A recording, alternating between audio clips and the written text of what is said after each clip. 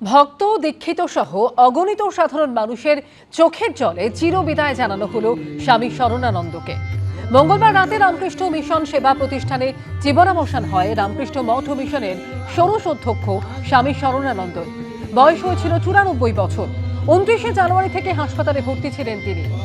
1929 সালে তামিলনাড়ুর তাঞ্জাভুর জেলার আন্দামি গ্রামে জন্মগ্রহণ করেন তিনি। 1952 সালে রামকৃষ্ণ সংঘের মুম্বাই শাখা কেন্দ্রে যোগদান করেন। 1960 সালে তিনি স্বামী শঙ্করানন্দজি মহারাজের কাছ থেকে সন্ন্যাস ধর্মে দীক্ষিত হন।